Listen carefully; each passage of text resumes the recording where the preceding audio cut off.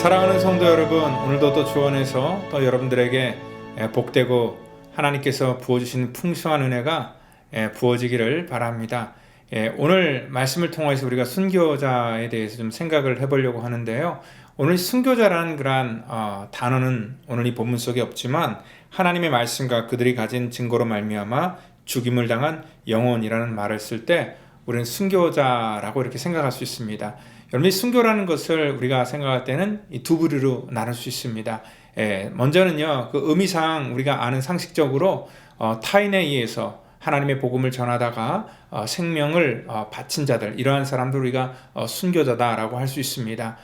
우리가 또 한편의 순교자는 뭐냐면, 비록 우리의 삶 속에 이러한 타인으로 인한 박해는 없지만 오늘 이 복음으로 인하여서 스스로 정말 날마다 이 바울처럼 나는 날마다 죽는다라는 그런 고백을 하는 것처럼 자기를 죽이는 것, 자기를 부인하는 그런 삶을 살아가는 사람들을 우리는 또 다른 순교자다라고 이렇게 말할 수 있습니다. 오늘 주님께서는 저와 여러분들이 이 땅 가운데 이런 순교자의 정신으로 살기를 원하신다는 것입니다.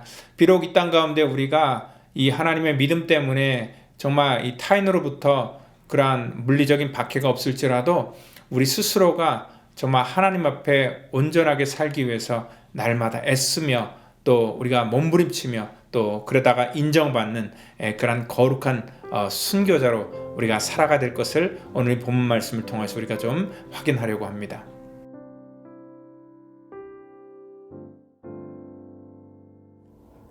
다섯째 인을 떼실 때에 내가 보니 하나님의 말씀과 그들이 가진 증거로 말미암아 죽임을 당한 영혼들이 제단 아래에 있어 큰 소리로 불러 이르되 거룩하고 참되신 대주제여 땅에 거하는 자들을 심판하여 우리 피를 갚아주지 아니하시기를 어느 때까지 하시려 하나이까 하니 각각 그들에게 흰 두루마기를 주시며 이르시되 아직 잠시 동안 쉬되 그들의 동무 종들과 형제들도 자기처럼 죽임을 당하여 그 수가 차기까지 하라 하시더라. 아멘.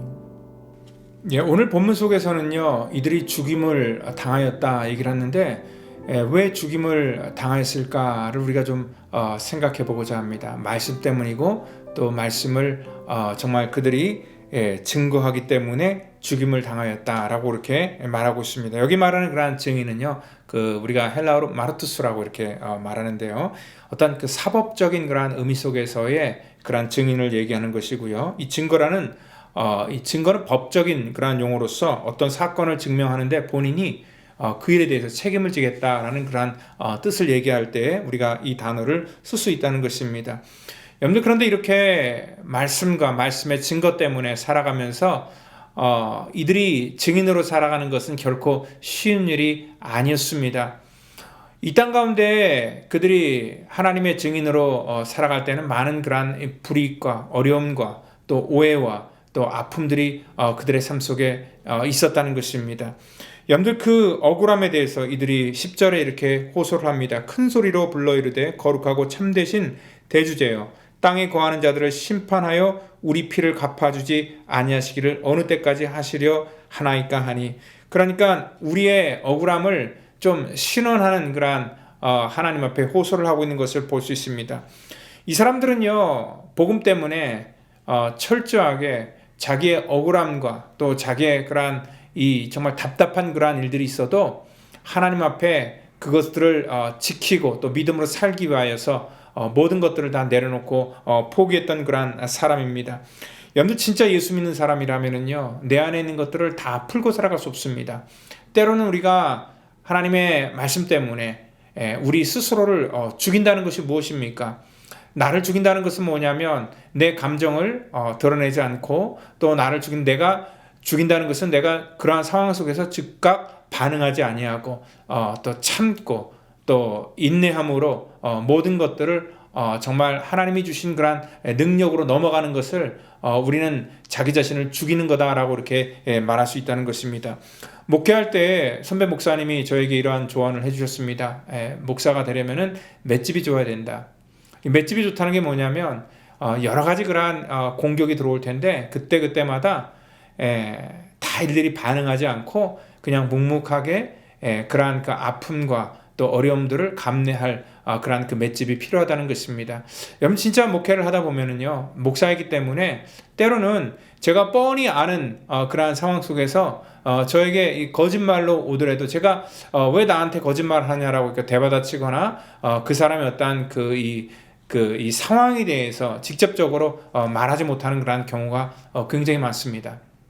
그냥 그러한 환경 속에서 묵묵하게 당하고 또 때로는 그냥 보고 넘어갈 때가 굉장히 많다는 것입니다.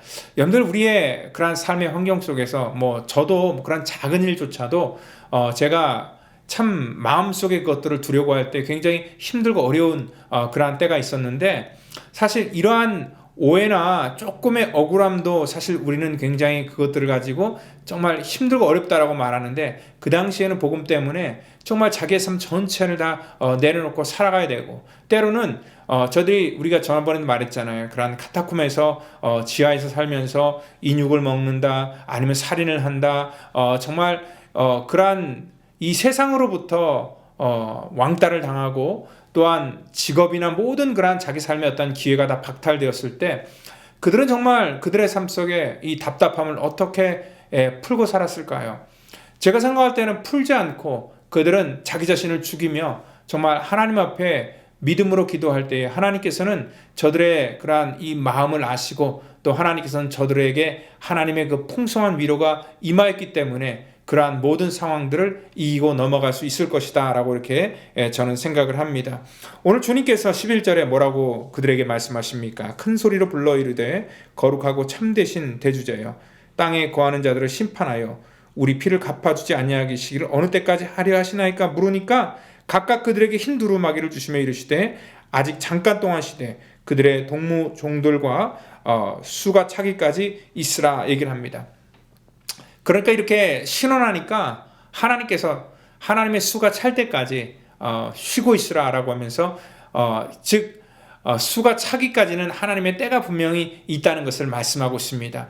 오늘 예수님께서도 공생의 사역을 하면서 이 때에 대해서 굉장히 많이 말씀을 하셨습니다. 아직 때가 이르지 아니하였다라는 그런 말씀을 했고요. 또 마귀도 우리 주님께서 이 때를 갖고 있다는 것을 분명히 알고 예수님께서 귀신 들린 자를 내쫓으려 하실 때에 귀신이 예수님께 이러한 얘기를 합니다. 하나님의 아들이여 우리와 당신과 무슨 상관이 있나이까? 때가 이르기 전에 우리를 괴롭게 하시려고 여기 오셨나이까? 라고 마태복음 8장 29절에 말씀하고 있습니다. 여러분들 이 때가 있다는 것을 아는 것은 마귀뿐만 아니라 오늘 우리 믿는 자도 분명히 그 때를 알아야 된다는 것입니다. 하나님의 정한 때가 되면은요 분명히 하나님께서는 우리의 이 땅 가운데 주님의 명령에 의해서 우리 스스로를 죽이는 그러한 믿음의 순교의 삶을 살아갔던 사람들이 분명히 보상을 받고 위로를 받을 그러한 때가 있다는 것을 오늘 말씀은 우리 가운데 증거하고 있습니다. 오늘 그 때가 올 때까지 먼저 하늘나라로 간 사람들은 쉬고 있으라 라고 그렇게 주님께서 얘기를 합니다. 이것이 바로 천국에서 우리가 누릴 그러한 안식의 온전한 모습이라는 것입니다. 이 땅에서 우리가 순교자처럼 산다는 것은 참으로 어려운 일이고 또 바보 같은 그러한 행동이다라고 이렇게 생각할 수 있습니다. 그렇지만 오늘 주님께서는 분명히 알아주신다 말씀하고 있습니다. 계시록 14장 13절에서는 주 안에서 죽은 자들이 복이 있다 하시며 성령이 가라사대 그러하다 저의 수고를 그치고 쉬리니 이는 저희의 행한 일이 따름이라 하시더라 하셨습니다. 오늘 바로 이 주 안에서 그래서 죽은 자들은 복이 있다 얘기를 합니다.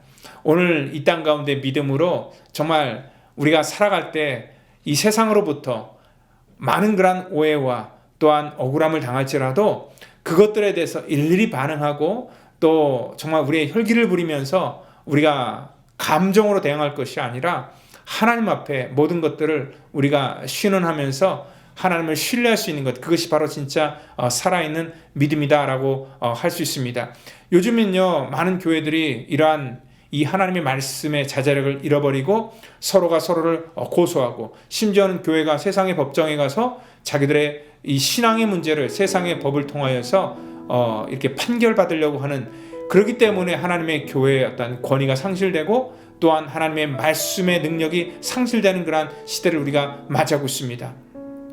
오늘 우리가 갖고 있는 권세는요, 어떤 권세입니까? 세상에서 떵떵거리는 그러한 권세가 아니라, 또 세상에서 힘을 자랑하는 그러한 권세가 아니라 날마다 죽는 그러한 이 권세라는 것입니다. 순교의 마음을 가지고 있을 때 여러분들, 죽은 사람 앞에서는 그 어떠한 사람도 반응하지 않습니다. 죽으면요, 그 어떠한 것도 다 덮어나갈 수 있는 그러한 능력이 있다는 것입니다. 여러분들, 그렇기 때문에 정말 이 땅 가운데 우리가 힘들고 어렵지만 이렇게 자기 자신을 날마다 죽노라라고 이렇게 고백했던 그런 바울의 고백처럼 우리 스스로를 날마다 부인하며 정말 믿음으로 살기 위해서 애쓰고 노력하는 그러한 저와 여러분들이 되기를 예수님의 이름으로 축원드립니다. 다 같이 기도합니다. 하나님, 감사합니다. 우리가 하나님의 말씀대로 살아간다는 것이 얼마나 어렵고 힘들다는 것을 우리가 잘 알고 있습니다. 하나님, 때로는 답답하고 힘들고 어려운 일이 있지만 그래도 우리 주님 아시죠? 우리 주님께서 우리의 마음을 아시고 또 주님께서 우리의 인생을 주관하시고 있기 때문에 하나님, 우리가 믿음을 가지고 주님 앞에 우리의 모든 것들을 다 내려놓고 맡길 수 있습니다. 하나님, 그러한 맡길 수 있는 믿음 주시고 하나님의 섭리와 뜻에 따라서 모든 일들이 풀어질 수 있도록 하나님께서 인도하여 주시옵소서. 이 세상에서는 비록 우리가 원하는 방향으로 풀어지지 않을지라도 하늘에서 풀리는 역사가 있기를 원합니다. 주님께서 우리를 인정해 주시고 우리를 구별하시고 하나님의 보좌 앞에 온전한 안식을 얻는 사랑하는 성도들이 될 수 있도록 하나님 구별하시고 인쳐 주시옵소서. 모든 것 주 앞에 감사하며 믿음으로 순교자의 마음으로 살기를 원하는 하나님의 거룩한 백성들을 하나님 축복하여 주시기를 바랍고 원하오며 사랑이 많으신 예수님의 이름으로 감사하며 기도합니다. 아멘.